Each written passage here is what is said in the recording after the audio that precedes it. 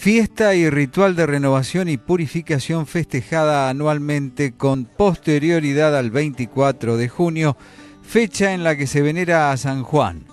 Su origen europeo anterior al cristianismo estaba vinculado a la llegada del solsticio de verano.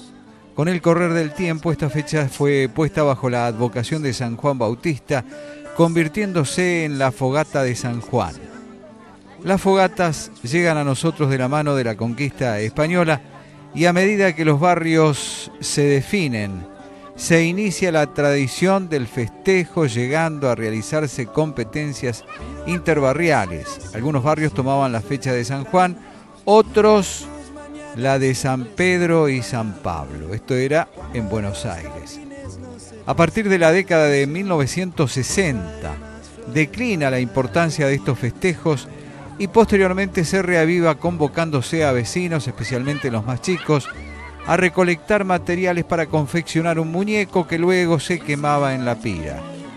En la actualidad, las fogatas toman distintas características, incluyendo espectáculos callejeros y bailes. Queríamos invitarlos para este domingo a las 18:30 en el anfiteatro, porque vamos a celebrar la quema de San Juan.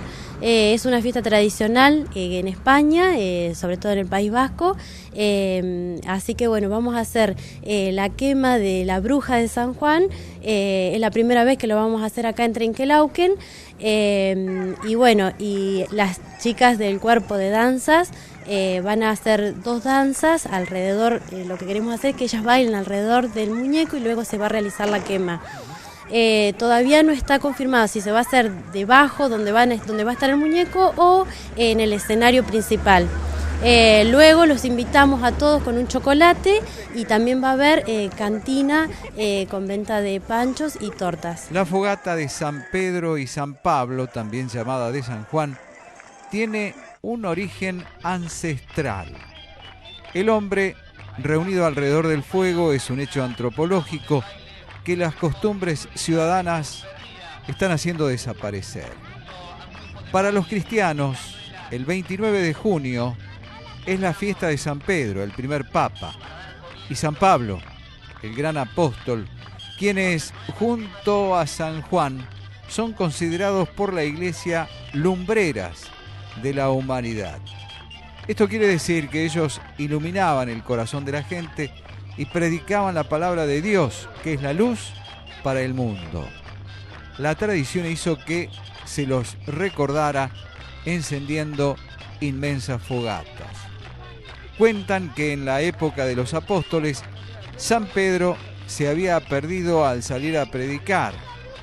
Los aldeanos, al caer la noche para iluminar el camino, prendieron fogatas que llegaban a grandes alturas para que Pedro pudiera verlas y encontrara el sendero de regreso.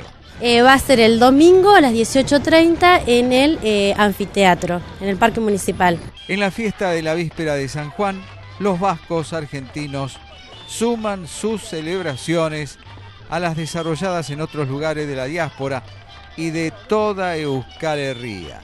En este caso, alrededor de la hoguera de San Juan, quemando la figura de una zorguiña o bruja gigante y bailando bailes vascos al son de piezas compartidas del acervo euskaldun.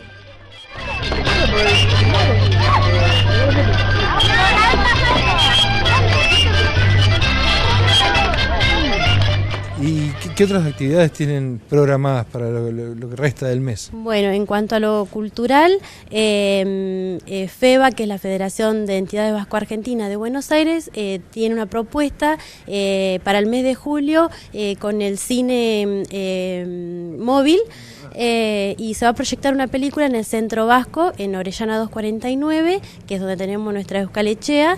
Y bueno, todavía no está confirmada la película, pero bueno, vamos a ver qué es lo que se va a proponer. Más adelante lo vamos a confirmar bien. Y bueno, y además quería invitarlos, quería comunicarles que ya está a la venta las tarjetas de la fiesta de San Fermín, que se va a realizar el 12 de julio.